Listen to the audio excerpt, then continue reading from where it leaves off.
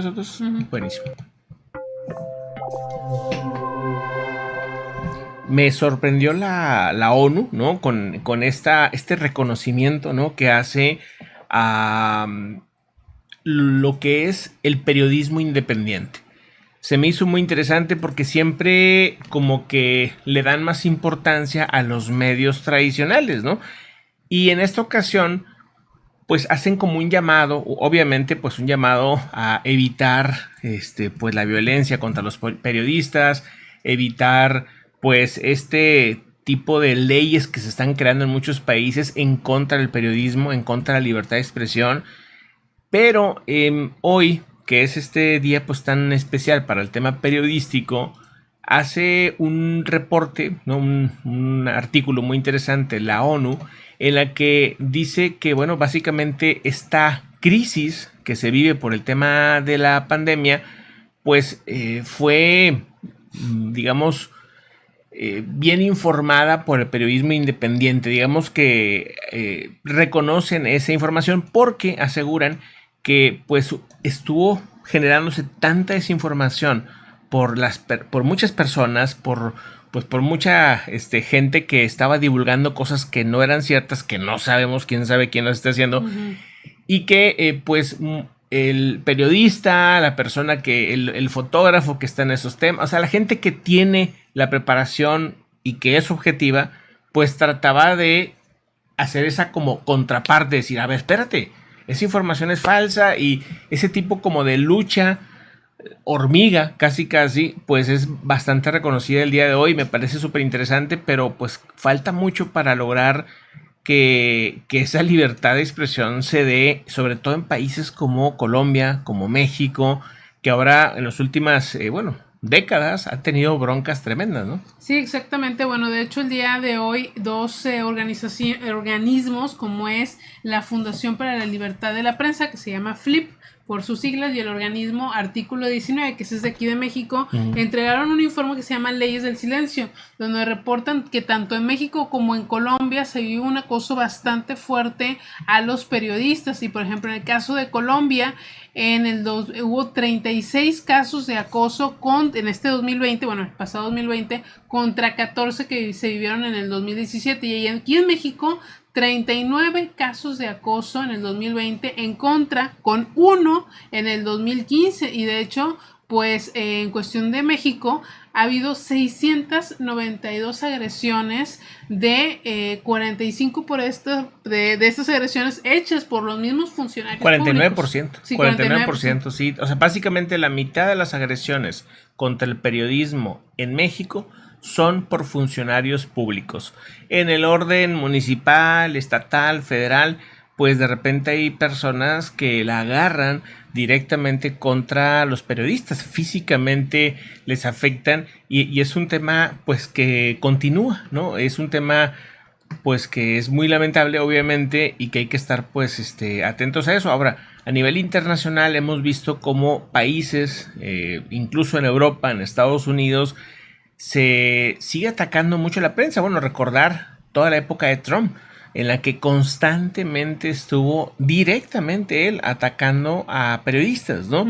O sea, desde el poder, desde mi protección, desde todo el servicio secreto que aquí me protege, que aquí la clica me protege, ¿no? O sea, básicamente, pues atacando a personas que están pues haciendo su trabajo. ¿Estarás o no estarás de acuerdo con lo que reporte esta persona? Pero lo que piden estas organizaciones es que es necesaria que haya todo tipo de opiniones, que haya todo tipo de periodismo, que no sea como, este es el periodismo de los buenos, este es el periodismo de los malos, no, sino que haya diversidad. Sin esa diversidad no hay libertad de expresión, sin esa diversidad no va a haber buen periodismo. Entonces necesita pues que haya distintos tipos, digamos, de formatos, ¿no? Vamos a llamar. Sí, de hecho eso es lo que dice Antonio Guterres también, que es importante que se abra el periodismo independiente para cuidarnos de toda la desinformación, de esas páginas, por ejemplo, de periodistas que en realidad informan puras cosas de repente que no tienen ningún fundamento, ¿no? Como pues muchos que hemos visto surgir desde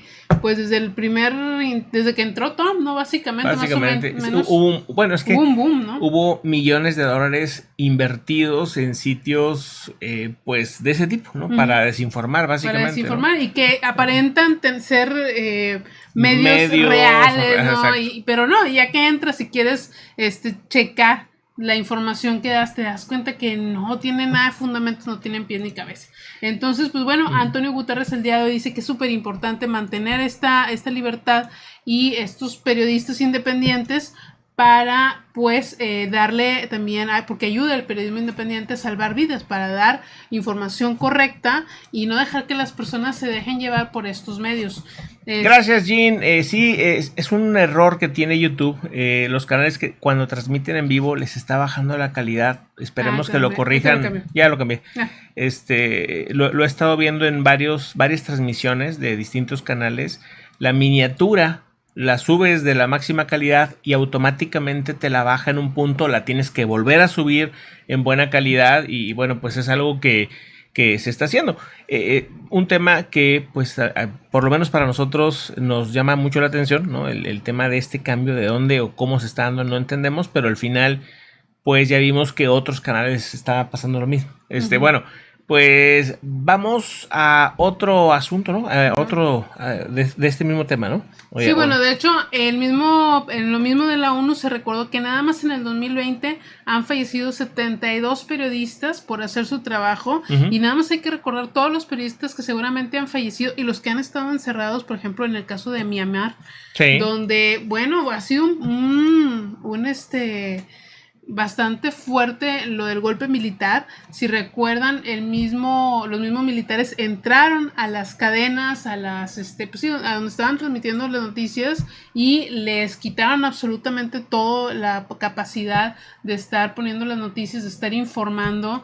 Tuvieron que salvar a un reportero, creo que de la BBC o de la AP, no me acuerdo, de alguno de esos dos, que también ya lo tenían hasta en la cárcel los mismos militares porque no querían que estuvieran informando. Y es súper importante esto para saber al mundo qué está sucediendo y que los gobiernos como estos pues tengan a alguien que al menos esté informando lo que está sucediendo, ¿no? Sí, es terrible cómo hay gente muy desinformada y aparte no le interesa estar informada. O sea, hay gente que le gusta desinformar, que le causa un tipo de placer estar generando pues este tipo de, digamos, conspiranoia, ¿no? Este tipo de situaciones. Y es ya incluso estudiado por psiquiatras, un tema pues que se cree tiene mucha relación al ego, al placer y este tipo de cosas, como que les genera un cierto índice de superioridad, ¿no? Como, soy más fregón que tú porque conozco la verdad, ¿no?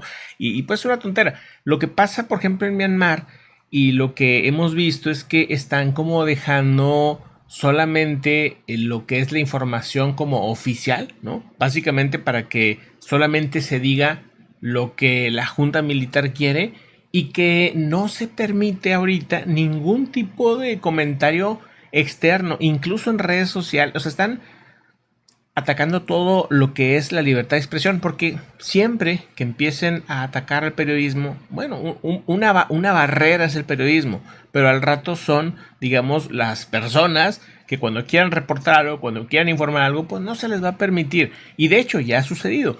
¿Cuántos activistas en muchos temas quieren denunciar una situación públicamente y desaparecen? O sea, por eso les digo, este tema no es nada más contra el periodismo, es contra la sociedad en general.